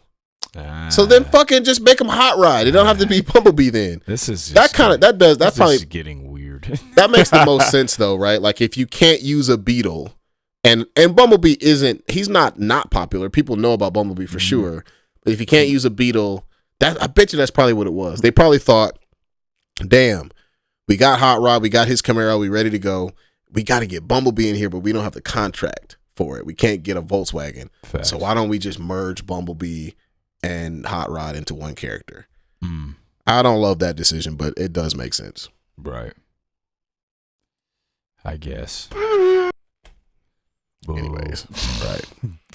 But yeah, man. So staying on the subject of Transformers. Yep. Let's get into the top 5 of the day. Just over time, man, including everything: Autobots, Decepticons, Beasts, Predacons, Maximals, Dinobots. Who are your Constructicons? Remember them? Who are your top 5 favorite Transformers of all time? Word. That's pretty good. That's the best one yet. So I have 2 honorable mentions, and I do have one. Like my number one is this is my number one that has had the largest margin of victory, maybe out of any of our top 5s. I have also had the same favorite Transformer stemming back to like toys, right? So, bro, whatever, right? Like since I first learned about them, I was like, oh, that's my favorite one forever. Facts. Honorable mention, Starscream gets a bad like he rap. does, man. But he's dope, man. Like I'm so glad you said this. Yeah, because he does. he does. Starscream gets a really bad rep for being like this, like annoying, sniveling, Yeah, like coward. But and it's like that's how he is in the movies. He was like that a little bit in the older cartoons, but if you watch some of the other, there's 1,000 Transformers cartoons. If you watch some of the other shows, he's not like that. No, dog. The best version of Starscream is the one in this Netflix joint. Yeah, and War for Cybertron. War for Cybertron. Yeah, He's like he's the same character arc of like sucking up to Megatron and like being like sort of showing cowardice, but like in War for Cybertron, it's like nah, like I'm gonna play this role, but it's fuck Megatron. Yeah, like I'm trying to be the leader, and I am worried. Like the only person that can fuck with me is Megatron. Like everybody else, I'm like more powerful than him. Megatron was a jerk. Like you know what I'm saying? He was treated everybody like crap, man. For sure. So Starscream, and I love his name. I love his design. He has a cool ass design. Names, maybe the best name in all of Transformers. It has one of the best designs, one of the coolest vehicles that he turns into. Bro, just Transformers cool, just in general has some of the coolest names. Facts. You got Starscream, dog, Blitzwing. That name is crazy. Shockwave. Even the silly ones sound good, like Wheeljack. That still sounds cool. You know what I mean? Sideswipe. Ironhide, dog. The names are crazy. Ironhide, probably another honorable mention. Just got the guns, got the arsenal. Last honorable mention, dog, Optimus Primal. Ooh, love it. From Beast Wars. Dog, he one of the best design Transformers of all time. Facts. Dog, my man is a gorilla with 2 swords and a jetpack. Yep. For the longest time when I was younger, and not until honestly not until I was an adult, I didn't know that the Beast Wars continuum took place in the same universe as the original Transformers.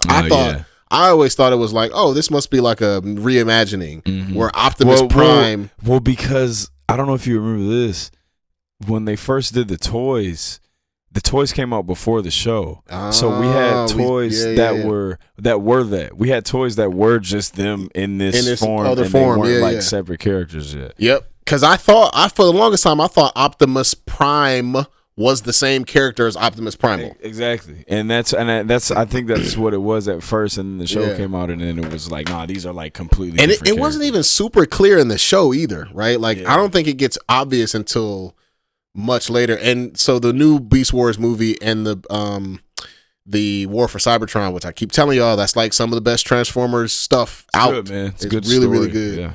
It's serious. It's like, hey, you remember the designs and like the theme from the 80s? We're gonna put some CGI on it, and it's gonna be like for adults, kind of.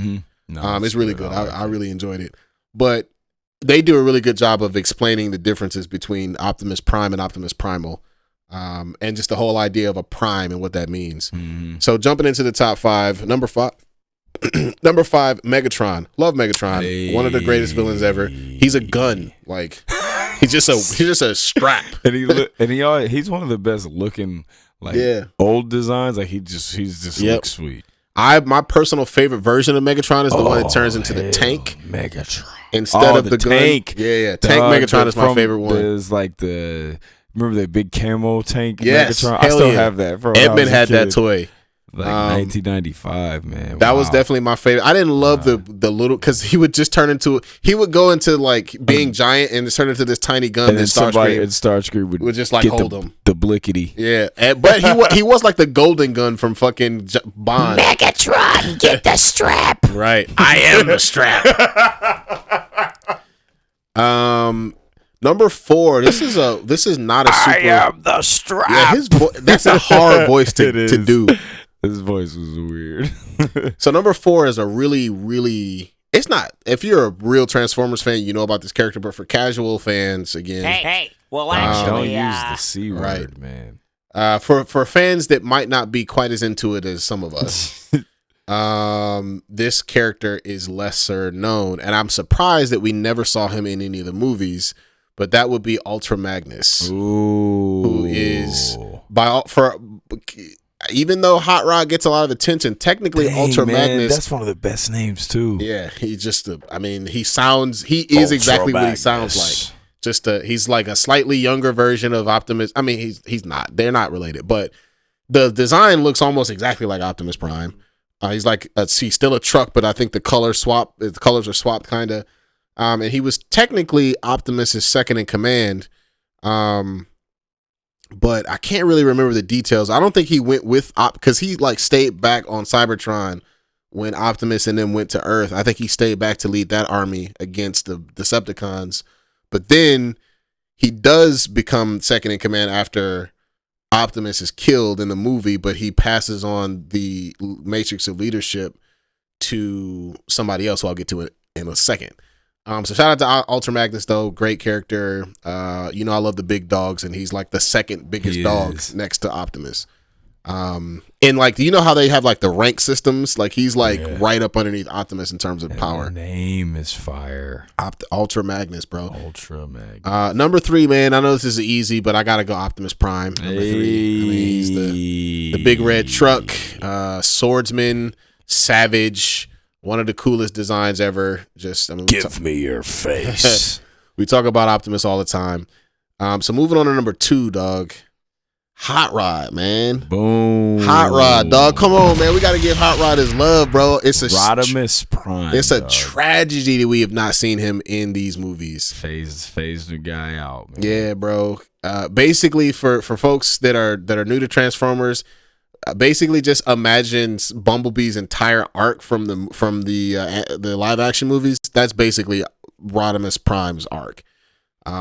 He was like the kind of like, I don't know if he was third in command, but he was like the young hot shot who was cool and sleek, but like a hothead and wasn't quite ready for leadership yet. Mm-hmm. Gets the matrix of leadership from Ultra Magnus by way of, or from Optimus by way of Ultra Magnus, to become the new leader of the Autobots, and turns into a Prime himself, Rodimus Prime, one of the coldest characters ever. Shout out to Hot Rod. And then my number 1 by fucking a mile is Soundwave, bro. Come on, dog. It's me, it's Hero. Of course, my favorite Transformer is Soundwave. The best. Okay. Yeah. If Optimus Prime has the best voice, Soundwave is 1B. Like his voice in the cartoon was so cool. And it was clever, bro. Like in the 80s, like what better way to explain a Decepticon who uses sound as a weapon to make his voice like a vocoder. Bro. That shit, bro. He looks cool as hell. Yeah. He's a fucking cassette deck, dog. What? So oh cool. My god, bro. Like any hip hop fan who is a DJ or producer, if Soundwave's not in your top 5, you're tripping, bro. Like, come on. Soundwave. And his, Soundwave. Like, again, the voice was off the chain. And just a cool ass name too, man. Mm-hmm. Just dope. Soundwave. My favorite Transformer by a mile. Soundwave. Boom, man. That is fire. A lot of OGs in there. Love it.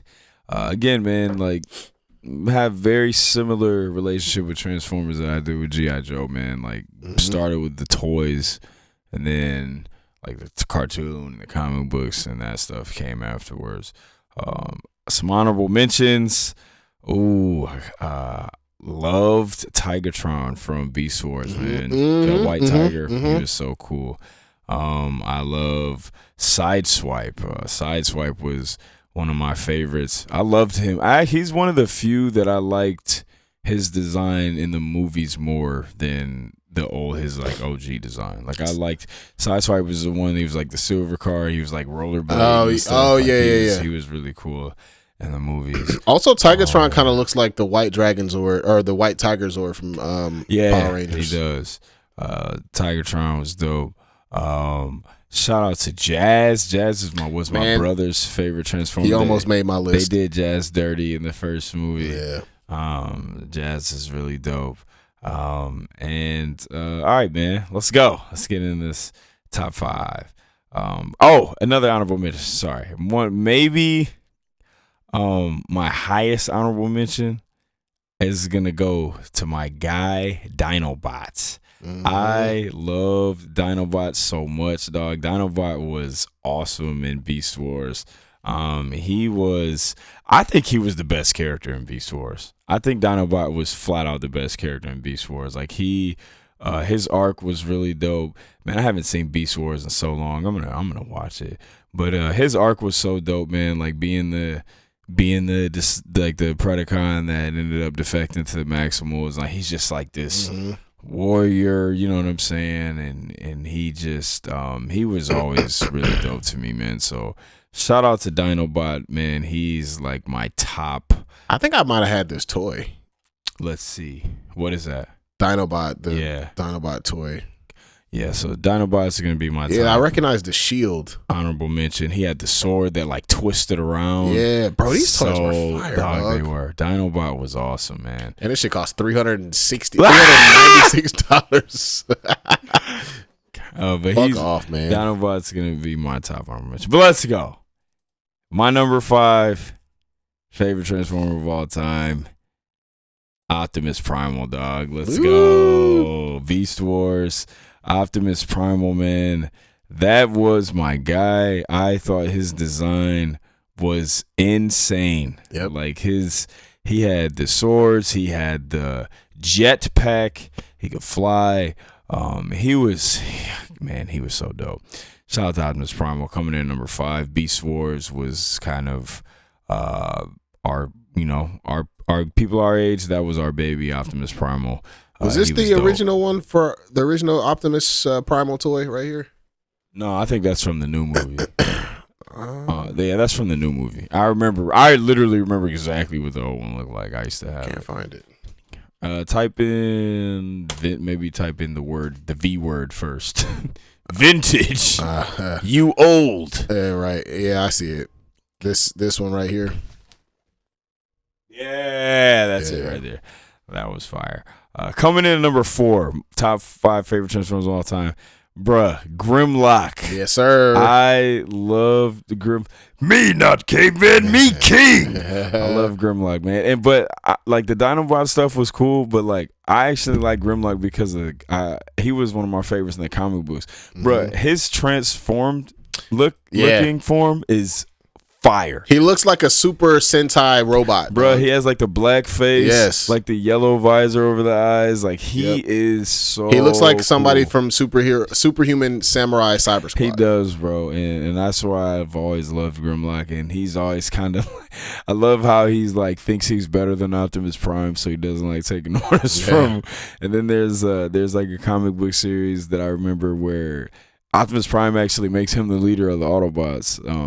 So was that in G1? Oh, it was in a comic book, so I don't remember exactly when it happened. But shout out to Grimlock, and I mean, you know, Grimlock was in the movies that didn't need to be made. But that scene was cool when the Dinobots were like huge. I thought that was cool. I barely remember, but and then Optimus Prime just kind of fights him and just owns him because he's the GOAT.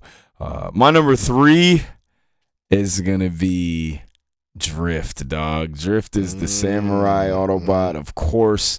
I remember I was talking about the IDW comic books. Drift had like his own run, and when I was in high school, and it was fire. He had his own comic book, man, and he was another robot who started off as a Decepticon, and then he like joins this other group, and then he starts using swords instead of guns, and he becomes an Autobot. And he was just obviously looks amazing. And he looks super different in G1. Yeah, the white one. That's the one from the comic book. Yeah, and Drift is also one of the like first Transformers to like really that was in a comic book original. Like he was his origin was like straight from the comic books. It looks like a D 2005 IDW. Yep, IDW. Yeah, and then he got popular just off of being in the books. You know, he was never in the. He looks like a Gundam, straight up. He does, bro. He looks like a Gundam. He looks. And really I bet dope. you that's probably what the inspiration was, since he's Japanese. Yeah, he's fire. So shout out to Drift. And my number 2, Come on, man. I talk about this guy all the time. The GOAT, Optimus Prime, man. Got to put Optimus Prime in number 2. Come on, dog. Just, man, one of the best leaders ever. Like, Optimus Prime, Leonardo from Ninja Turtles, Lionel from Thundercats. Thundercats. Captain America. Right. He just is in that class with those, like, top leaders. And just, man, just a warrior. I love Optimus Prime, man. He's so dope. That's my guy. He's coming in number 2. Love the violent one-liners from the movies. Right. Savage. He's a killer. My number 1, my favorite Transformer since I've been a kid, man. Jetfire, dog. Love Jetfire. I loved him so much when I was a kid because he was the only Autobot that could fly. Yep. He had a crazy rivalry with Starscream. Had a really dope rivalry with Starscream. Again, another one who started off as a Decepticon. Yeah, I was about to say they that's an arc in the War for Cybertron. Yeah, I watched that one. Yeah, he's another Transformer. Started off as a Decepticon and then changed to the Autobot side. Could fly. I know when I was younger, they would like bounce between his name being Jetfire and Skyfire. Like, so I sometimes didn't know what his name really was. But Jetfire, man, is my favorite Transformer of all time. I was just reminded of the version of him in Revenge of the Fallen. They made him like an old man. Yeah, that was stupid. That made me mad. I didn't like that. I was upset about that. But that's my top 5, man.